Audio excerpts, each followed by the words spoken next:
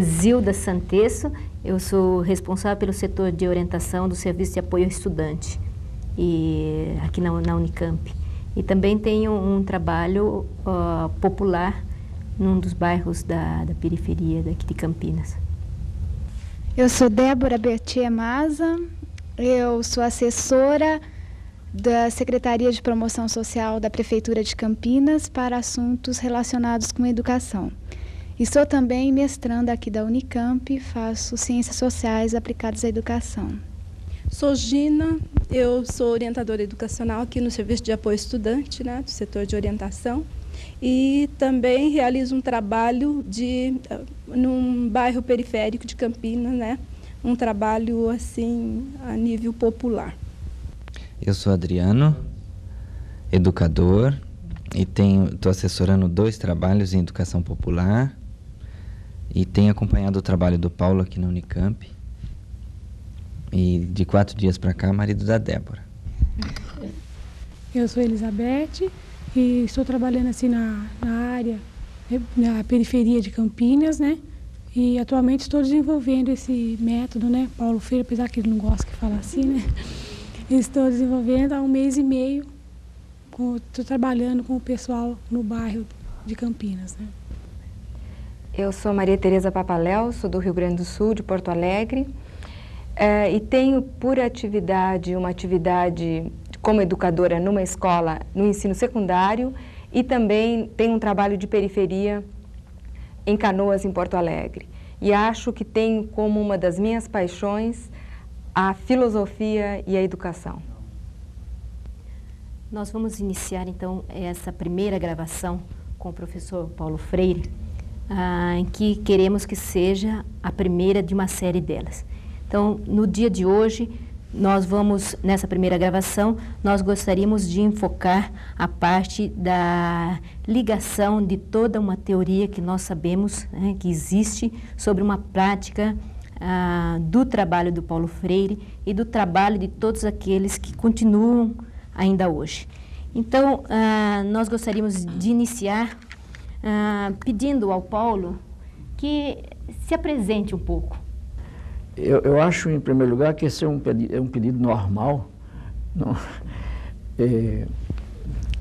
Em segundo lugar, é uma coisa interessante, de vez em quando me fazem essa pergunta, e eu sempre tenho dificuldade, quer dizer, de falar de mim mesmo, de me apresentar. De qualquer maneira, numa síntese, eu diria que, em primeiro lugar, eu sou Paulo Freire, eu nasci no Recife, há muito tempo atrás.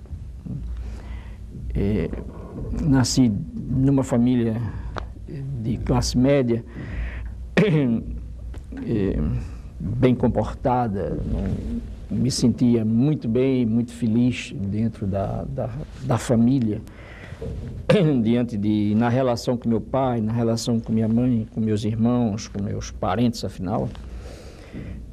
Nasci numa casa com um quintal longo, largo, cheio de frutas e de fruteiras e de passarinhos cantando. Mas no período no fim dos anos 20, eu nasci exatamente em 21, a minha família sofre o impacto, como outras, o impacto da grande depressão econômica de 29 e 30.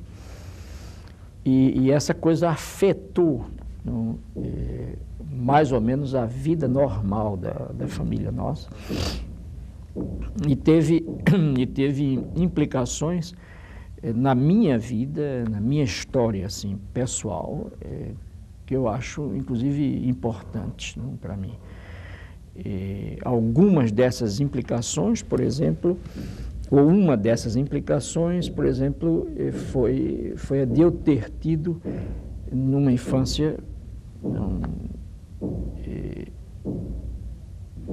hoje muito remota, a experiência da fome, quer dizer, não de uma fome demasiado agressiva, como a gente tem milhões de meninos hoje continuando a ter essa fome. Mas, de qualquer maneira, uma fome que maltratava, quer dizer, uma fome que era quantitativa e qualitativa, quer dizer, às vezes eu comia pouco e quase sempre não comia bem, de maneira que essa coisa, porém, sem ser masoquista, foi muito importante na minha vida, no meu caso pessoal. Quer dizer, a família sai do Recife em 32, em 1932, e vai a 18, 19 quilômetros de distância do Recife a um centro que já era, na época, uma espécie assim de alongamento do Recife, mesmo que seja um município, uma cidade autônoma administrativamente, que se chama Jaboatão. Lá eu vivi parte da infância, da adolescência, e lá eu aprendi um mundo de coisas, e inclusive eu tenho falado de vez em quando sobre esse pedaço da minha vida e sublinhado determinados momentos desse pedaço da minha vida. Lá eu terminei mal um curso primário, não muito bem feito. Lá eu experimentei a dificuldade, por exemplo, de aprender com fome, não?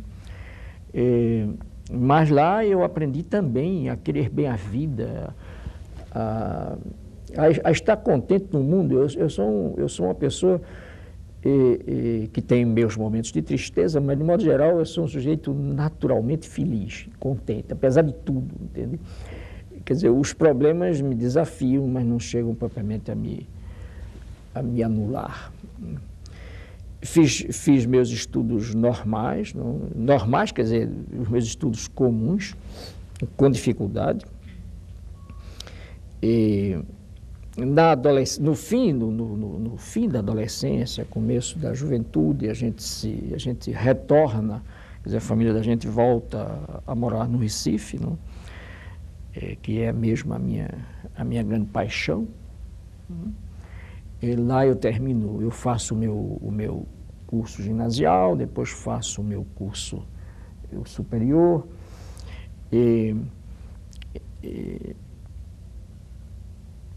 tenho umas experiências, a partir dos 21 anos, 22, eu tenho uma experiência muito interessante na minha vida também, que foi a de ensinar a língua portuguesa, a sintaxe da língua portuguesa.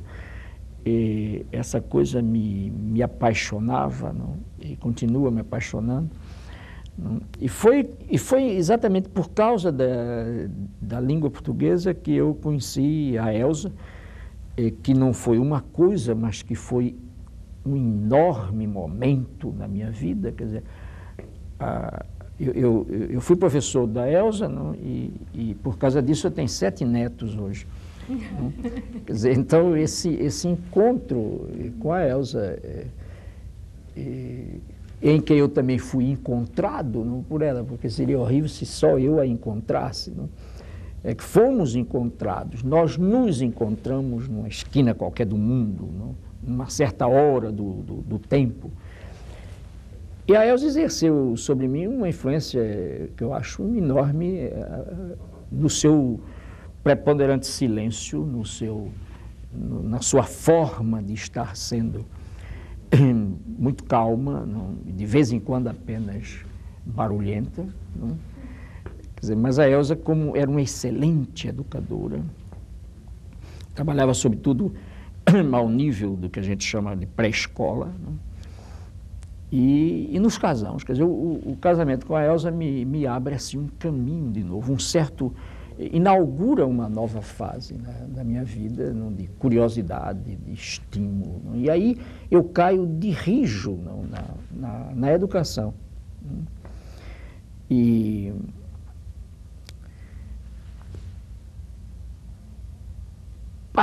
trabalho, mas há um outro momento, você veja, eu estou tentando pensar assim, alguns momentos na infância, a fome, por exemplo, a crise que afetou a família, a minha experiência em Jaboatão, adolescente, o mundo meu, que era o do Recife, de Casa Amarela, do bairro onde eu morava, se estende na experiência de Jaboatão, cresce. Eu ultrapasso o quilômetro de distância que cercava a casa onde eu morava, não? E não é possível ampliar muito a geografia sem sem se deixar tocar pela cultura e pela história. De maneira que, então, eu fui tocado na ampliação da geografia em Jaboatão. Depois eu volto, termino meu estudo no Recife, me faço professor de língua portuguesa. Essa experiência da língua portuguesa é um dado marcante, não? Todos os estudos que eu fiz por mim mesmo, naquela época, quando eu li Saussure, por exemplo, com meus 19 anos, e às vezes não entendia bem, Fäusler. Depois o encontro com a Elza, o encaminhamento que ela praticamente fez, quase me pega pela mão e me traz para o campo da educação, onde eu me sentia perfeitamente bem. O meu trabalho, por exemplo, já com meus 24, 25 anos, num organismo, numa instituição que surge num desses momentos lúcidos da classe dominante brasileira, que foi exatamente o SESI, não? Que se cria no sentido de apacentar um pouco, não? A consciência do trabalhador emergente. Não? O SESI de Pernambuco se abre para mim como um campo também, e eu estou escrevendo, inclusive, agora um livro onde eu analiso isso, tanto quanto eu acho que estou analisando bem. O SESI é outro marco, não, são essas contradições formidáveis, um organismo assistencialista, evidentemente, mas que me possibilita, em primeiro lugar, o reencontro com a classe trabalhadora. Não? Eu havia encontrado os filhos dos trabalhadores na minha infância, e agora eu reencontro os pais. Não? E o SESI, em certo sentido, me radicaliza em lugar de me assistencializar. Não? Então, é exatamente no SESI, a partir dos anos de 46, creio, do ano de 46, que eu começo toda uma busca, toda uma pesquisa, ao mesmo tempo no campo da prática, por exemplo, trabalhando no campo da educação popular, já na época, mesmo que não chamasse assim. Do outro lado, foi todo um período de uma intensa preocupação reflexiva, não, apoiada inclusive em leituras que me ajudavam a essa reflexão sobre a realidade brasileira.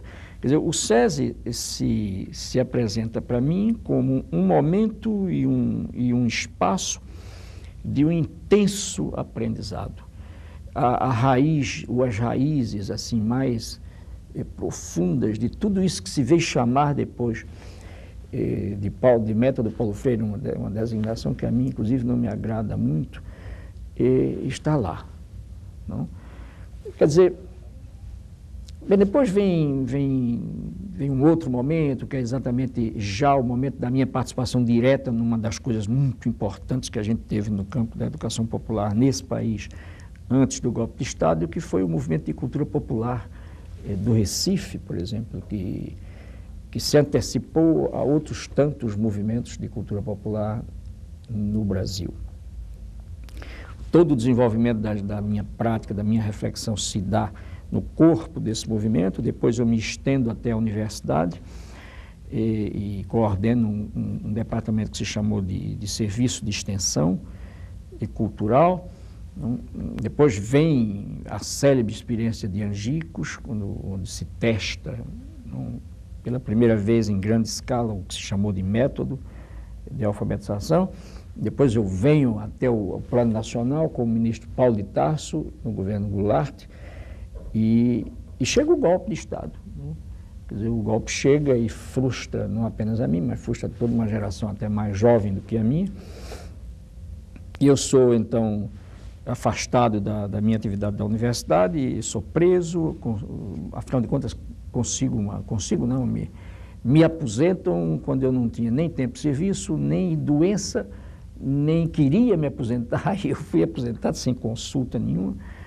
E hoje eu ganho até muito bem, porque eu tenho a impressão que deve ser 800 mil cruzeiros a minha aposentadoria na Universidade Federal de Pernambuco. Daí eu parto para o exílio, não? E então vem toda uma vida de andarilhagem que eu experimentei, no tempo dos quase 16 anos de exílio, onde eu trabalhei e me aprofundei na prática e na reflexão, primeiro no Chile, depois nos Estados Unidos, depois morando em Genebra, na Suíça, mas me estendendo pelo mundo afora. É exatamente durante todo esse período de exílio que eu tento pôr no papel, em alguns livros, em alguns trabalhos, alguma coisa que me parecia poder ser a fundamentação teórica da prática que eu vinha vivendo há muito tempo. Quer dizer, numa síntese muito incompleta, muito imperfeita, sou eu, mas sou sobretudo um brasileiro, sabe? Um brasileiro para quem a terra dos outros também é boa. Não, eu não acho que só presta o que é da gente. Eu não me enfermei, eu não adoeci por andar o mundo afora. Agora, é claro que eu jamais esqueci, foi a minha raiz. Não? Quer dizer, por isso o Brasil foi, nos meus tempos de exílio, sempre uma preocupação. Para que ele pudesse ser uma preocupação, eu precisei me ocupar no tempo de exílio. E me ocupei nos espaços emprestados do exílio. Se eu não tivesse me ocupado no outro espaço, eu não teria me preocupado com o Brasil. E aí seria um desastre, não seria o fim. No momento em que foi possível, no chamado processo da abertura, a volta ao país, eu não hesitei, nem contei, de 1 a 10, eu me vim. E aqui estou desde 80, tendo passado primeiro em 79 para uma visita e em seguida o retorno. Paulo, nessa sua apresentação, você realmente não conseguiu, né, desligar a sua própria história. Então, não sei ainda se você gostaria de colocar mais algum fato em que mostra um pouco essa sua trajetória, esse seu histórico, desde o início, de criança, ou já lá no SESI, que você falou, até os nossos dias atuais. Por exemplo, talvez um ponto que fosse interessante sublinhar aqui, como componente da minha formação, e sobre o que eu tenho falado muito em trabalhos já, em livros, em artigos, em entrevistas, foi, por exemplo, como eu vim aprendendo no meu encontro com os grupos populares, como eu vim aprendendo a respeitar, por exemplo, afinal de contas, a compreensão do mundo que os grupos populares estão tendo no momento em que o educador chega, por exemplo. E dentro dessa tentativa de compreensão que eu comecei de respeito, que eu comecei a aprender com os grupos populares, com os quais eu comecei a trabalhar muito moço, eu incluiria, por exemplo, a necessidade de entender as diferenças de classe do ponto de vista da linguagem, por exemplo. A maneira de a gente compreender e explicar os fatos em que a gente se envolve. Quer dizer, eu muito cedo, nas minhas primeiras experiências como educador, percebi isso. De um lado, eu comecei a entender que não era possível, trabalhando em educação popular, com os grupos populares, que não era possível esquecer o botar entre parênteses as aspirações do grupo popular, por exemplo, os fantasmas do grupo popular, as dúvidas, os sonhos, a sua forma de compreender-se em relação com o mundo objetivo, e a sua maneira de expressar esta compreensão de si com o mundo, que é a sua linguagem. Eu comecei muito cedo a entender que não era possível trabalhar com os grupos populares a não ser partindo deste universo da compreensão e da expressão que os grupos populares tivessem de si e do mundo. Mas por isso mesmo que eu estou dizendo que era para mim impossível trabalhar com eles como educador, a não ser partindo da compreensão que estavam tendo. Por isso mesmo que eu disse partindo da, eu quero dizer que jamais pensei também que fosse correto ficar com os grupos populares ao nível da sua compreensão do mundo.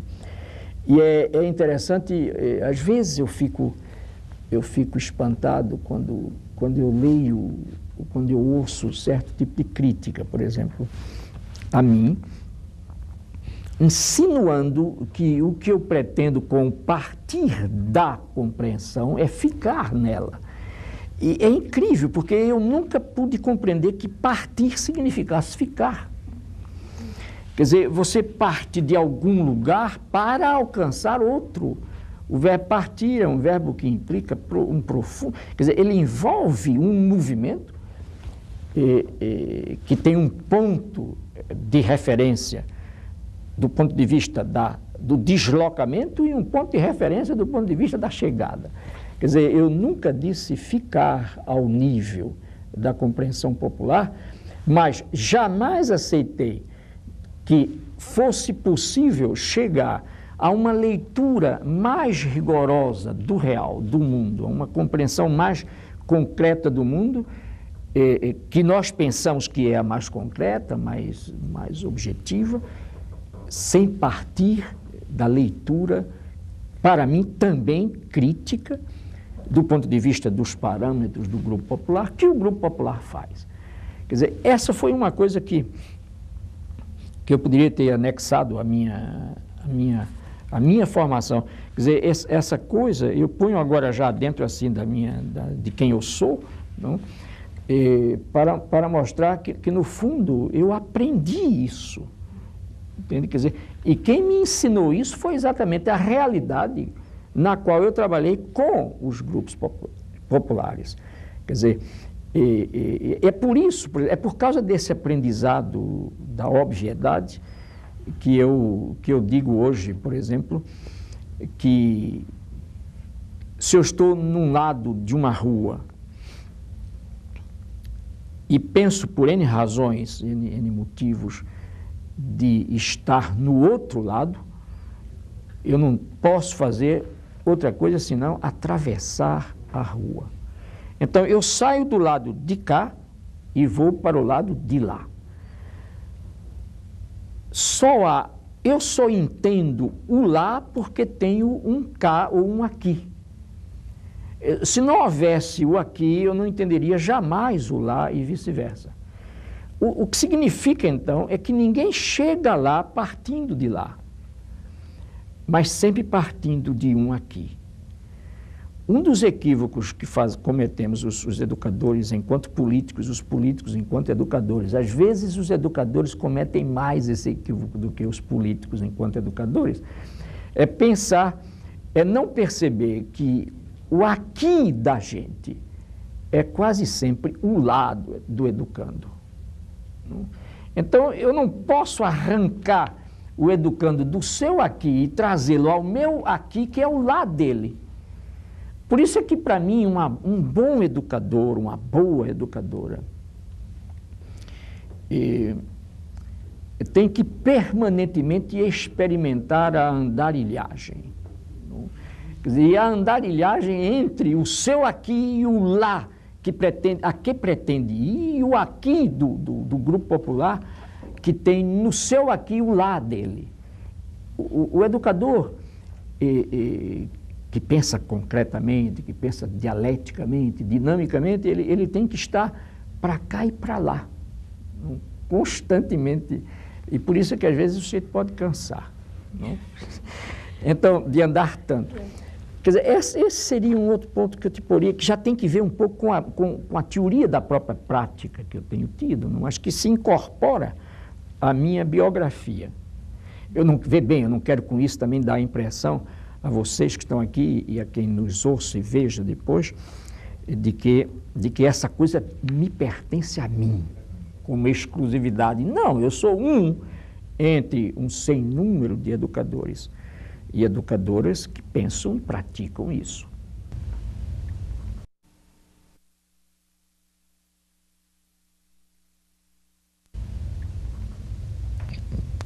Tornando mais complexo, tornando mais complicadas as coisas que nós estamos vivendo. Como é que a gente complica, por exemplo, a relação social, por exemplo, a minha relação com um favelado, por exemplo, a minha relação com o entendimento do favelado, da luta dele? Como é que a gente torna complicado, ou seja, como é que a gente faz teoria? Do ponto de vista da compreensão, de um lado, nossa, da própria ida nossa ao grupo popular, da compreensão que nós temos ou que estamos tendo dos fatos, por exemplo. E tem que ver com os procedimentos que nós usamos para nos aproximar dos fatos e dos objetos no sentido de conhecê-los. Procedimentos que, no fundo, nos darão mais ou menos rigorosidade ou nos farão mais ou menos rigorosos, não?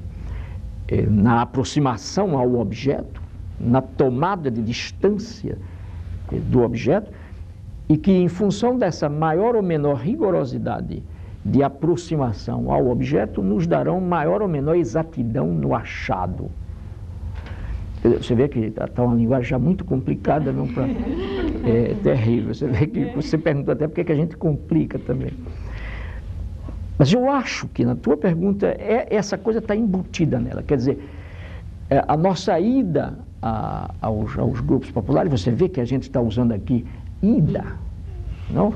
Quer dizer, significa que a gente está fazendo exatamente um movimento que vai de fora para dentro. A gente não está lá, a gente não é de lá.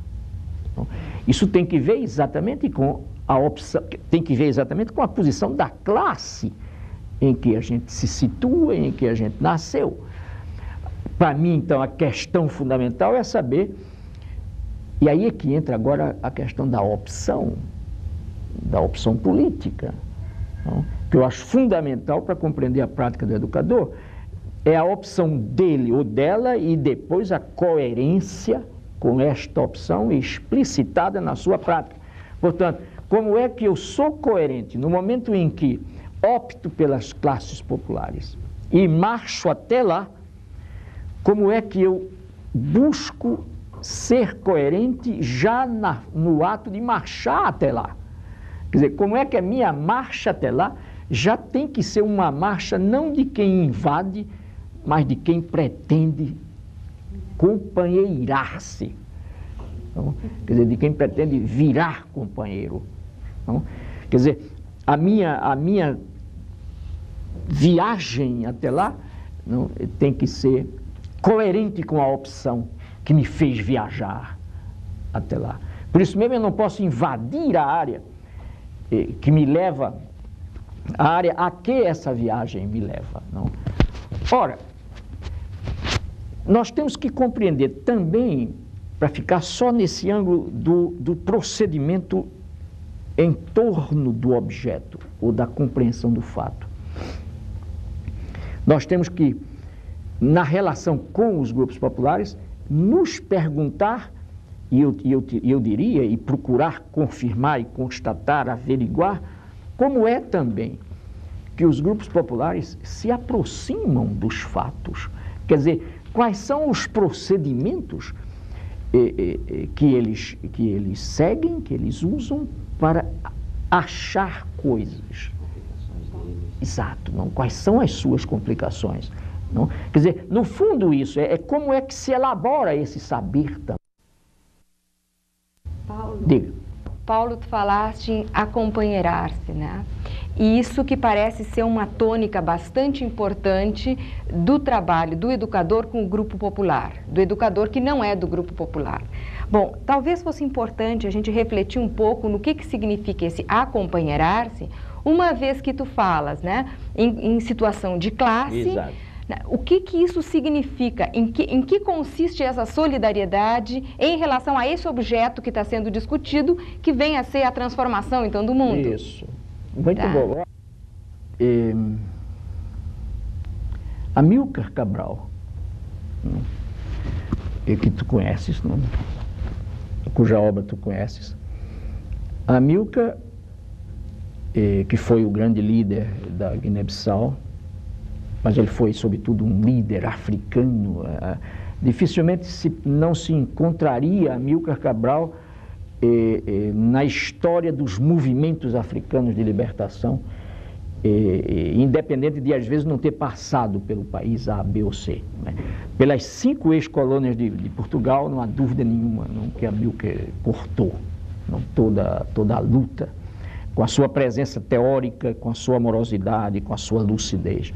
Mas ele diz num dos seus textos, quase que eu vou repetir isso aqui textualmente, mas ele diz num dos textos, analisando o que ele chamava de pequena burguesia nacional africana, ele diz que só há um caminho para a pequena burguesia nacional africana, de um país A, B ou C, cumprir uma tarefa rigorosamente revolucionária, portanto, a serviço do seu povo. Ele, inclusive, usa a palavra povo, apesar da...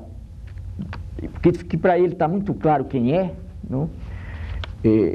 Mas apesar do que possa haver de ambíguo, não, no conceito. Mas ele diz, só há um caminho. E qual é esse caminho? Responde ele, é o do suicídio de classe. Por parte do intelectual, por parte dos chamados intelectuais da pequena burguesia. Diz ele, eles terão que suicidar-se como classe para renascer como trabalhador, diz ele, revolucionário. Ora, eu não tenho dúvida nenhuma de que eu, antes de Amílcar, na pedagogia, quer dizer, eu não digo antes de Amílcar, me desculpem os telespectadores, me desculpem os amigos que me ouvem e me veem depois. Eu não diria antes de Amílcar, mas talvez até simultaneamente com Amílcar, sem porém ter lido Amílcar. Eu li Amílcar depois que eu tinha escrito A Pedagogia do Oprimido. Mas na Pedagogia do Oprimido, eu faço referência a isso que Amílcar chamou de suicídio de classe, chamando de Páscoa. Não? Bem, obviamente, eu não tenho por que negar aí uma marca da minha formação cristã, etc. Então, mas eu desenvolvo até isso num certo momento da Pedagogia do Oprimido, quando eu digo que nós temos de morrer, não, enquanto classe dominante, que eu não sei se eu usava classe dominante, para renascer, não, que é isso que é no fundo a Páscoa, como travessia, etc. Essa experiência que Marx fez, que Guevara fez, que Fidel fez e continua fazendo, que os revolucionários verdadeiros que vieram da classe burguesa e pequena burguesa tiveram de fazer, essa experiência não é realmente fácil, ela é demandante, é profundamente demandante. Está aí, isso, é no núcleo disso que eu situei e que eu usei o acompanheirar-se. Quer dizer, eu não estou dizendo, por exemplo, que o intelectual, e já houve quem fizesse e quem pensasse que devia fazer, que o intelectual deixe o seu bairro de classe média e vá morar lá na favela para acompanheirar-se. Não, eu acho que essa solidariedade não é necessariamente assim. Inclusive, às vezes, fazendo-se isso, perde-se a possibilidade de maior atuação política. Mas o tornar-se companheiro do companheiro que está lá, para mim, exige esse suicídio a que Cabral se referia. Quer dizer, essa superação, esse estar com a massa popular e não apenas para ela.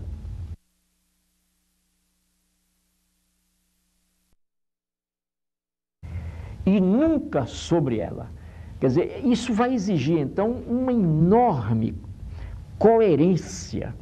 Por exemplo, eu acho que um intelectual que não se esforça no sentido de compreender a linguagem metafórica popular, que chega à área popular convencido de que o corpo individual e social da área popular é um corpo vazio de saber e que desconhece que o fato mesmo de que as classes populares têm uma certa prática é suficiente para lhes dar uma certa sabedoria.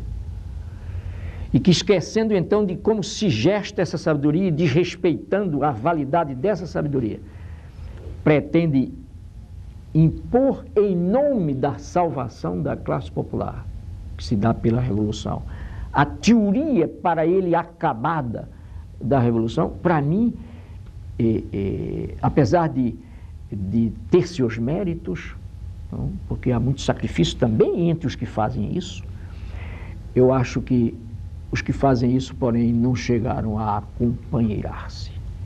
Quer dizer, eu acho que a solidariedade não é que o intelectual de repente diga eu sou igual aos outros. Não, ele tem uma função diferente. E uma função organizadora da cultura, o Gramsci está absolutamente certo. Mas o que não é possível é, primeiro, desconhecer que os grupos populares também são intelectuais. Eles podem não ter tarefas intelectuais. É nesse sentido, entende, que eu colocava o acompanhar-se.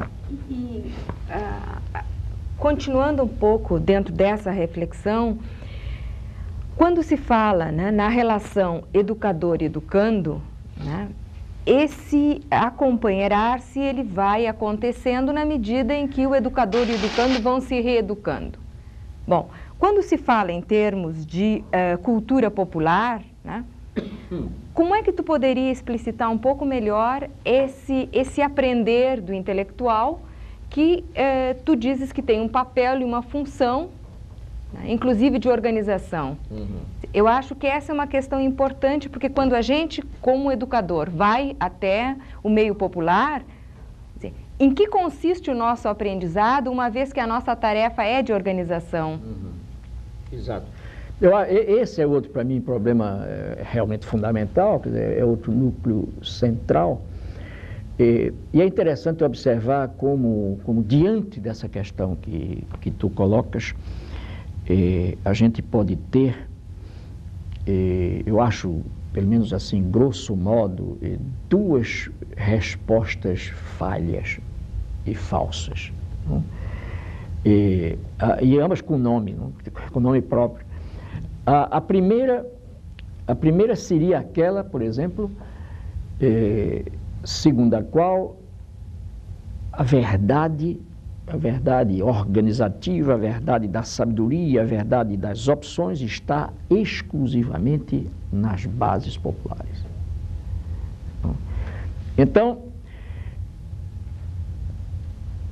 quando a gente se põe, não? Quando a gente se põe diante desta indagação que tu fizeste, em uma posição excludente, não? Eu acho que a gente pifa. Então você vê, pois se eu olho, porque essa pergunta tu exatamente tem que ver com a relação, o papel, por exemplo, do intelectual e o papel do grupo popular. Não? Então, se eu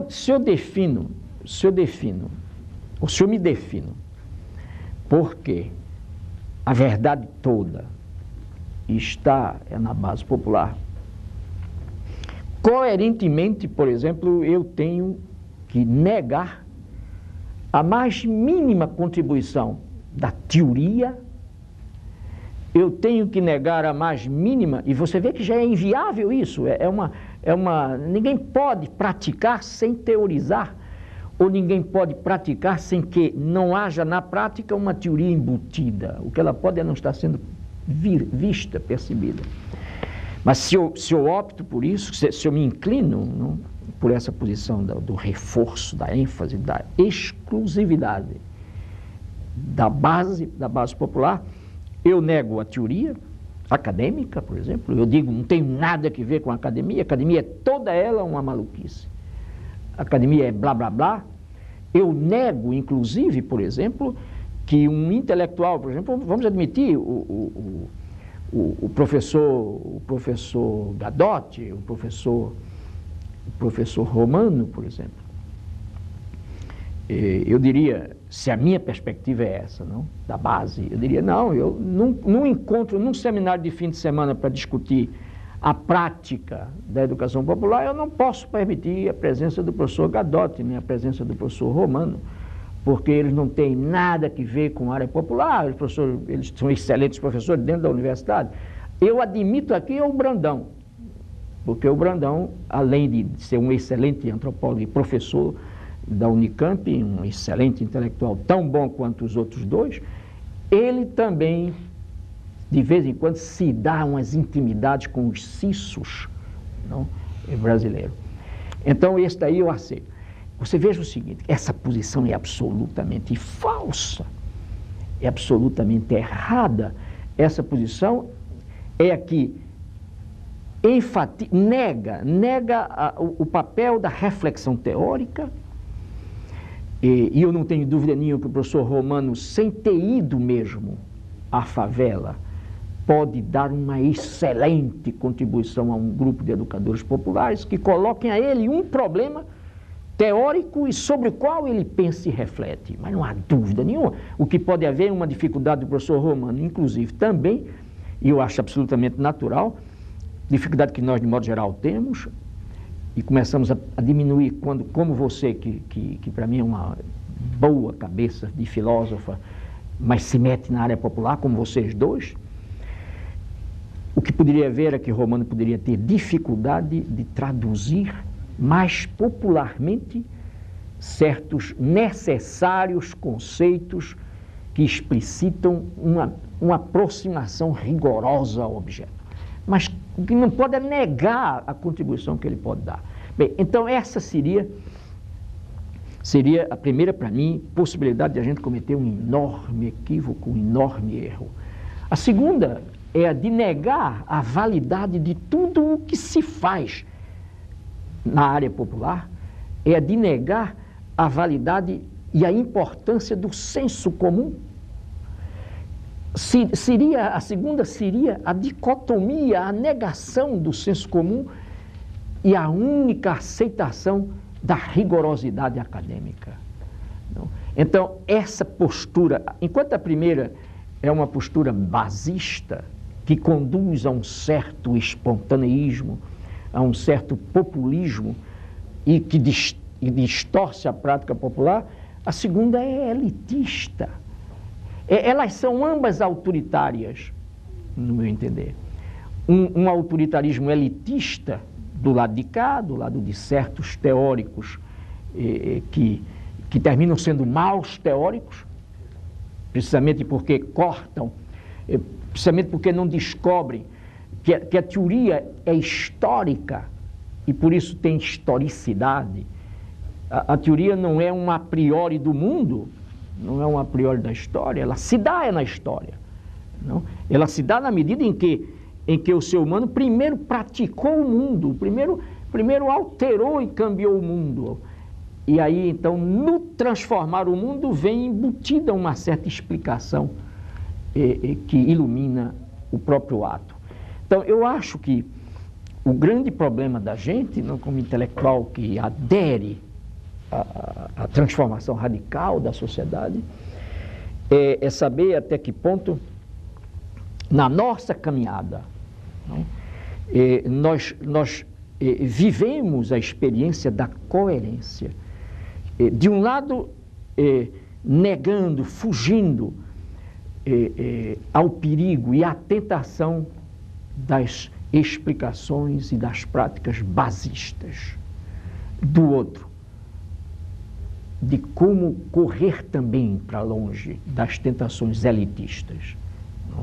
Então, para concluir a tua pergunta, e de certa maneira bater um pouco no que Adriano colocava antes, eu acho, e nisso Gramsci também, nisso que eu vou dizer, o Gramsci é muito claro. No fundo, eu acho que o que a gente teria que fazer era juntar à sensibilidade popular diante do concreto a nossa capacidade de apreensão crítica do concreto. Eu acho que nem a sensibilidade só, que é tipicamente popular, explica o fato, e a tentativa de compreensão do fato a nível de apreensão crítica que negue a sensibilidade, eu diria agora, a criticidade que não se molha da sensibilidade, para mim, distorce o seu achado.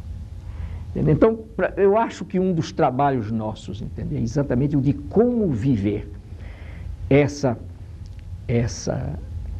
tensão permanente entre o conhecimento que fica ao nível da sensibilidade do fato, que é preponderantemente, é o que se dá preponderantemente na área popular, que oferece os penso que é, que explica, talvez que seja.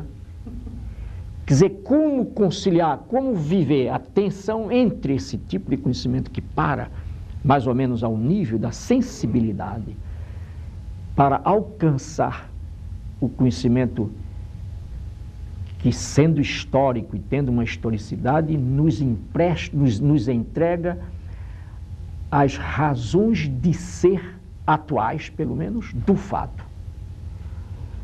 Entende? Seria como se o intelectual tivesse que colocar a sua teoria em risco. Ah, sim, mas olha, ótimo, eu até te felicito pela própria pergunta. Eu te diria mais o seguinte, eu acho que não há criatividade sem risco, nem há desenvolvimento intelectual sem risco. Para mim, uma das coisas terríveis da educação que nós estamos vivendo no Brasil é que ela vem sendo, para falar só no Brasil, mas não é só aqui, é que ela vem sendo, sobretudo, uma educação da resposta, e não uma educação da pergunta fundamental. Quer dizer, eu acho que para ti, como filósofa, essa coisa até que bate muito. A impressão que eu tenho é que, de modo geral, nós estamos entrando nas salas com respostas cujas perguntas fundamentais se perderam no tempo. E a gente nem sabe quais foram elas. E a gente chega e dá a resposta ao educando e ele diz, puxa, eu nem perguntei. Então, essa educação, essa ação da resposta castra a curiosidade necessária do educando, que teria que se expressar na pergunta. Agora você vê que o ato de perguntar, que faz parte fundamentalmente do ato de conhecer, não pode ser assumido sem risco. Entende? Quer dizer, então, para mim, não é possível conhecer sem arriscar-se. Ô Paulo, eu queria retomar aí e ver o que é que tu achas nesse filão que nós estamos ainda. Uma parte da nossa tradição universitária, Paulo, faz com que a gente coloque teoria e prática lado a lado e separadas às vezes. É muito comum a gente ouvir na universidade alguém dizer assim, você aprende para poder aplicar depois. Você vai, estuda e vem aqui aplicar. E pelo que tu está dizendo, eu estou vendo, e pergunto se eu estou vendo assim, o explodir do político, quer dizer, o emergir da política. Quando a gente desvela ciência naquilo que fazemos, e eu estou supondo aí, fazemos nós, intelectuais comprometidos com grupos populares. Então, quando a gente desvela, garimpa, né, a ciência dentro daquilo que fazemos, a gente está, por isso eu chamei de explosão, a gente está estudando as decorrências políticas. Aí emerge o político, porque a gente vai ver que aquilo que fizemos está grávido de conceitos e tem repercussões que, uma vez faladas, são maiores do que a simples enunciação, porque desvelar supõe, como tu dizias há tempos já, decodificação, e decodificação é o ato político, porque supõe explicitada a relação. Era só isso que eu queria trazer ao nosso momento, é o político emergindo. Exato, exato. Eu acho, diga. Antes de você perguntar também, né, não sei se a gente complementaria ou acrescentaria alguma colocação a que foi feita pelo Adriano, né? Então, não sei se você poderia, por exemplo, ao narrar alguma experiência de educação, né, você explicitar ou falar um pouco mais daquilo que a gente vê acontecer sempre quando as pessoas, os educadores, as educadoras tentam vivenciar essa educação. Então, em grupos populares, em educação popular, ou mesmo quando você fala já, né, e hoje a gente vive, por exemplo, muito forte a ideia de consciência do grupo. O grupo adquire uma consciência muito forte. A criatividade emerge naquele grupo. Assim, essa parte da criatividade fica muito forte. O político, que o Adriano falou também, ele é muito presente, ele não está desligado dessa parte, não? E também, por exemplo, esse gostar, esse se interessar, esse conhecer esse mundo, ou trabalhar nesse mundo e esse mundo com muito entusiasmo, com humor e com alegria.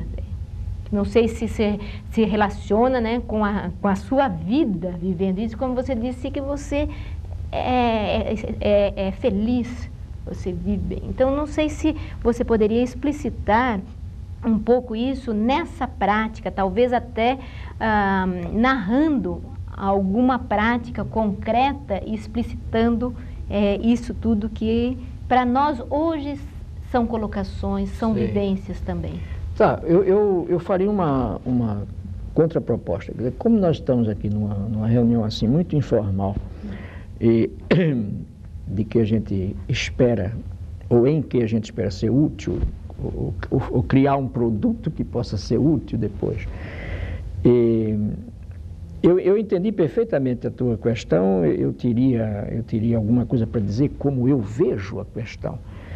Mas, quem sabe, possivelmente, mesmo que pela própria natureza dessa reunião, eu deva ser pelo menos assim, em certos momentos, uma espécie assim de centro das perguntas, mas talvez fosse interessante se alguém aqui, porque inclusive tu me fazias algumas referências sobre isso coincidentemente, antes de começar a conversa. Talvez fosse interessante que alguém aqui, como vocês, inclusive, que tem uma experiência, que tem vivido isso, dissessem como vocês têm experimentado essa posição, ou essa atitude de grupos populares que participam de um trabalho educativo assim, que parte deles e não de nós. E eu depois digo também como eu vejo, mas não ficar só eu.